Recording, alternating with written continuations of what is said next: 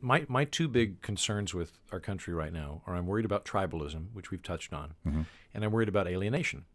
I think that there's a ton of people who are, just very lonely and just very disconnected and not a part of any community. And I don't really think that's a partisan issue. I think it's happening. Yeah. And everybody can contribute, and I don't mean to ostracize anybody, but one of the good things I think about the libertarian worldview is that it acknowledges that the state can't love you, right? So like to kind of take a general swing at everybody, I think in the 20th century, we learned to fetishize two things. We learned to fetishize markets and the state. So if there's a problem that needs fixing, we're either going to figure out a way to monetize it or we're going to force somebody to do it. And in reality, I think a lot of the problems that we're facing right now, the answer is not a transaction or the state. The answer is relationships. Now, the beneficial thing about libertarianism or classical liberalism or however you want to phrase it is an acknowledgement that the state can't facilitate an emotional relationship with you. A market can't necessarily do that, although for the record, markets can buy sex. So there's a little bit of a lead there. But ultimately, you're going to have that human component there. And that's not something that you can fiat or you can legislate. That comes from an organic interaction between people rather than the top down. Yeah, and I think we've always fed into this caricature as market enthusiasts that sort of the intersection of supply and demand is somehow that magic moment where all of our problems are solved.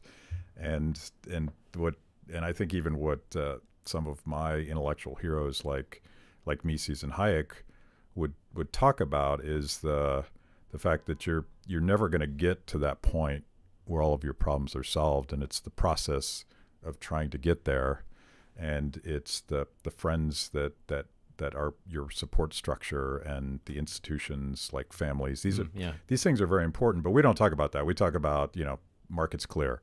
Yeah, well, and I think you're absolutely right about that. I think that there's a kind of misnomer that happens all the time, where like competition is good insofar as it lowers prices, but there's nothing inherently good about it. Or I'll put it another way: I don't really I care about your freedom of association and your economic freedom. I don't really care whether or not you're trying to make money or not. I don't think everybody has to do that, right? So like. I have made deleterious decisions in my life in terms of finances. It would have made far more sense for me to become an attorney and to do that, but I decided to be a comedian. That wasn't a good call, but it's fine, and I support a lot of my friends to do that. Like if you want to go live in a commune and have shared resources, that's fine. I fully support you. I might well do that. There's something very appealing about having like a tiny house village to me where I know everybody in it. I really like that idea, but. Your biker friends. I mean, I feel they were great. I would totally go back. Well, if I think about it, it's very cold up there. But the key element there is what we're championing is not. It's not you should go make money. Money's good.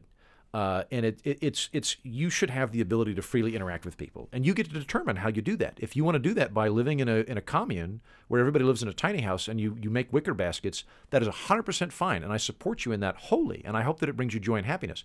If you want to be a doctor and you want to go do that, that's fine too. Yeah. You get to determine what the joy is that comes to your life, and you get to determine the nature of the relationship with the people around you.